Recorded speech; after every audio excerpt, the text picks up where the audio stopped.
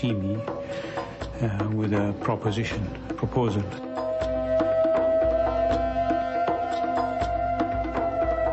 He loves riding horses very much.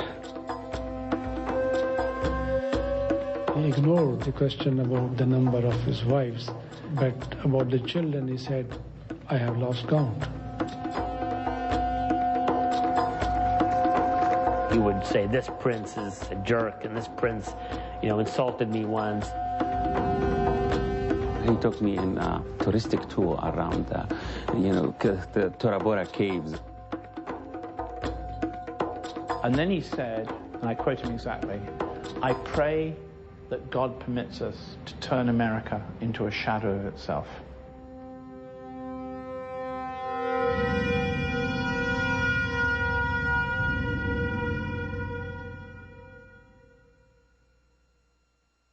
Funding for this program was provided by the Stratford Foundation and by contributions to your PBS station from viewers like you. Thank you.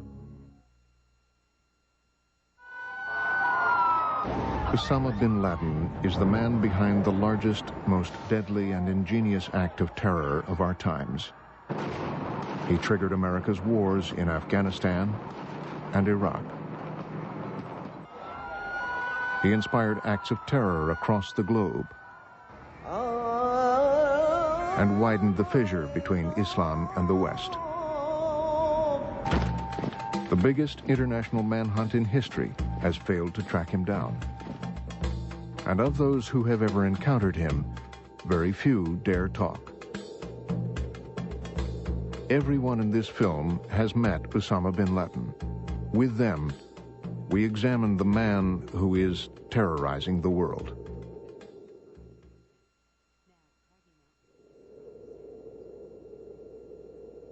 Osama bin Laden was shaped by the beliefs and wealth of his father, Muhammad. Mohammed bin Laden was an illiterate laborer, but with exceptional drive and a talent for numbers. As the story goes, he left his small village in Yemen in the late 1920s and walked across the desert to search for work in Saudi Arabia. He settled in Jeddah, and through dedication and cunning over the next 2 decades, rose to become builder to the Saudi royal family, constructing harbors and airports, roads and palaces. He amassed great influence and a vast fortune. Osama's share alone would come to nearly $250 million. But Mohammed bin Laden's proudest achievement was the restoration of Islam's holiest places, the mosques of Mecca and Medina and Jerusalem. He shared his pride and his dreams with young Osama, who revered him. Osama bin Laden told me that when he was very small, he traveled with his father in a small plane from Medina to Mecca and from Mecca to Al-Quds, Jerusalem.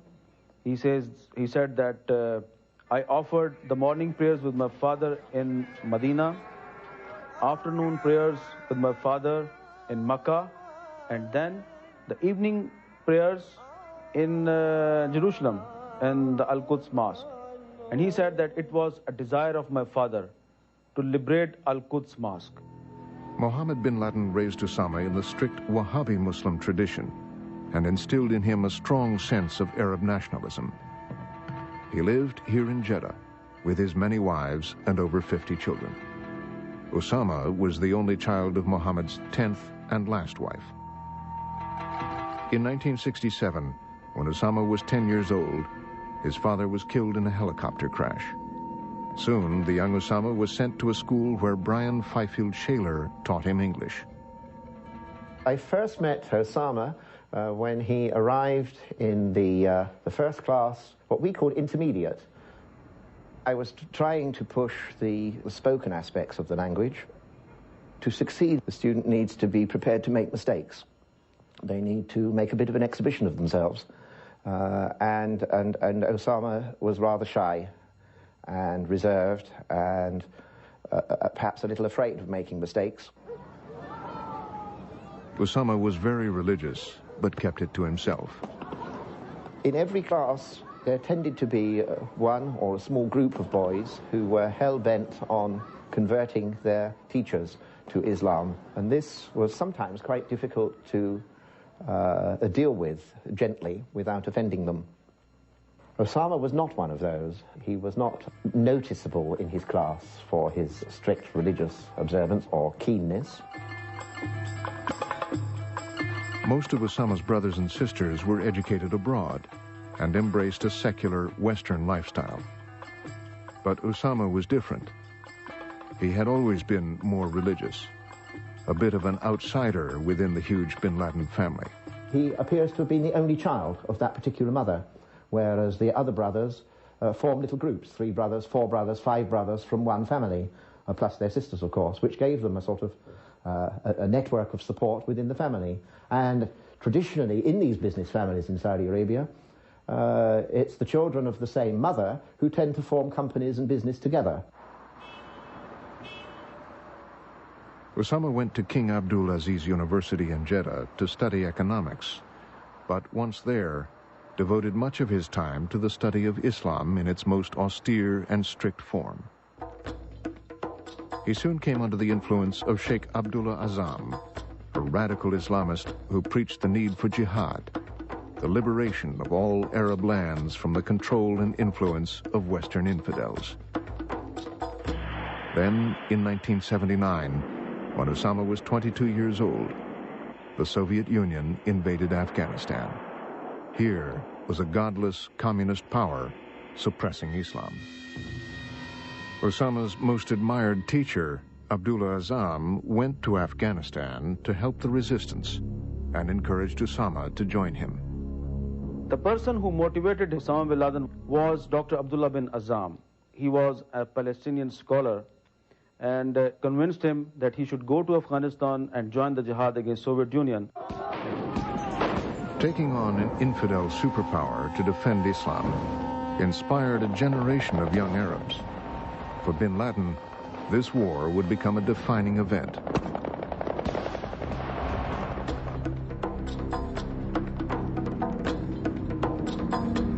Tens of thousands of Arabs came through Pakistan to help the Afghan resistance fighters, the Mujahideen. They gathered here in Peshawar, a teeming Pakistani city on the Afghan border. Abdullah Azam was joined by his son-in-law, who became one of Osama's close friends. I've met Osama bin Laden in 1984 in Abdullah Azam's house.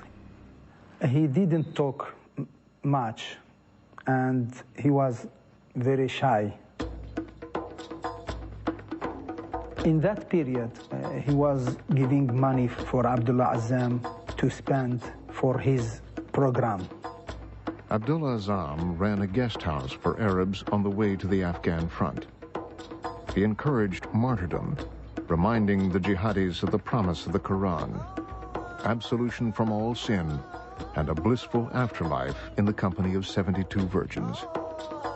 Abdullah Azam, Osama, and I were very close because we were working under one strategy: how to be the servants of the Afghan people, to help them to liberate their land from the Soviet Union.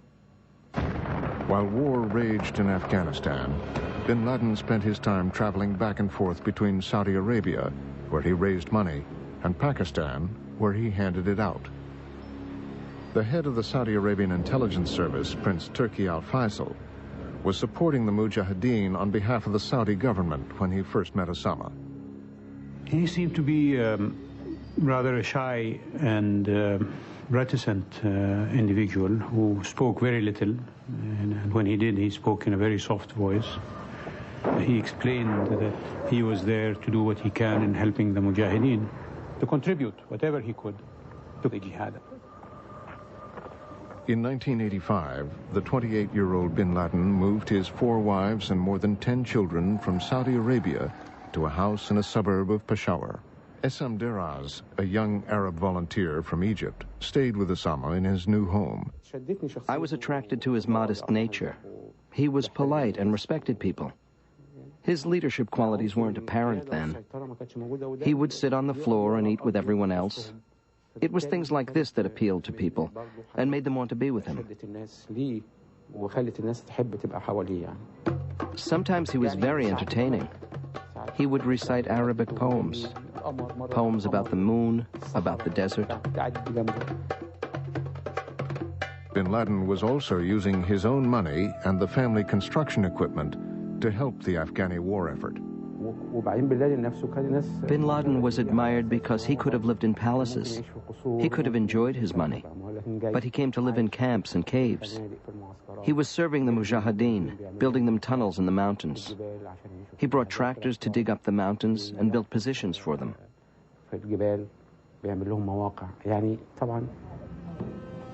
It was a camp like this, called the Lion's Den, that Bin Laden used when in Afghanistan. And there, in 1986, at the siege of the town of Jaji, he made the leap from financier to fighter.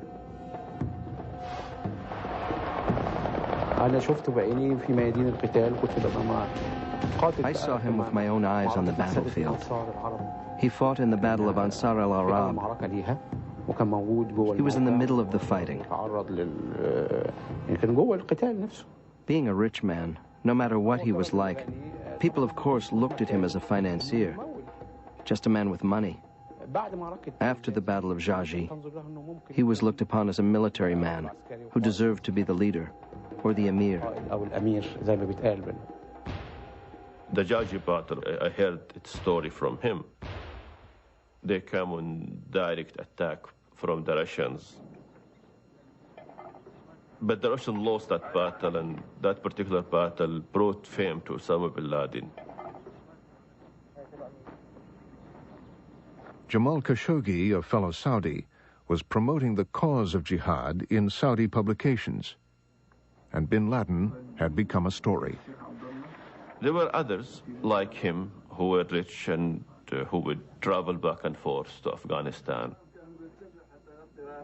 But he was the only committed rich person in Saudi Arabia who was committing his life. They intend to kill us, but we don't care about that. We know. It was then that Osama met an Egyptian radical who would change his life. Why did they bring us here? Ayman al-Zawahiri was a highly educated medical doctor from a wealthy Egyptian family. First, to complete the He was also a hardened Islamic terrorist who had planned the assassination of Egyptian President Anwar Sadat. After his release from prison in 1986, he met with bin Laden in Afghanistan. I think that brain behind Osama bin Laden is Dr. Ayman al-Zawahiri. He is the main person who has convinced him to throw his money, throw his abilities, throw his life in this business.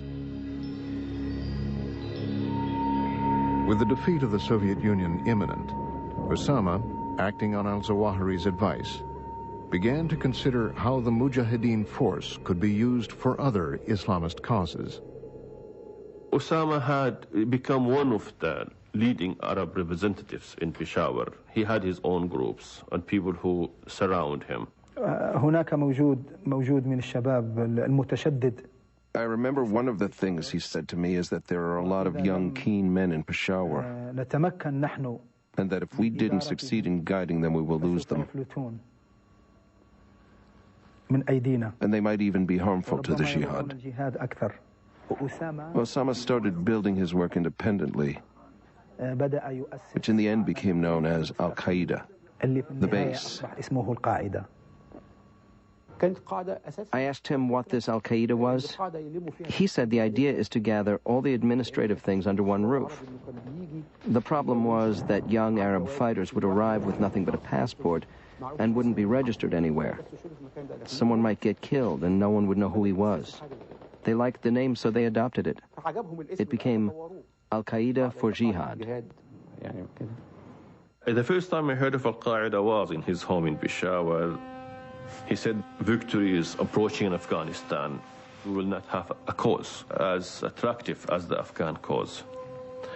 So we need to establish a base of Arab volunteers who will have allegiance to the idea, to me, and whenever there's a call for jihad, They will just answer the call and get into their airplane and follow Osama bin Laden wherever he needs them. In 1989, after years of severe losses, the Soviet Union withdrew from Afghanistan. To bin Laden, here was proof that a mighty, well-equipped superpower could be defeated by dedicated Muslim fighters. This experience convinced Osama that anything was possible. In this jihad, the biggest benefit was that the myth of the superpower was destroyed. Not only in my mind, but also in the minds of all Muslims.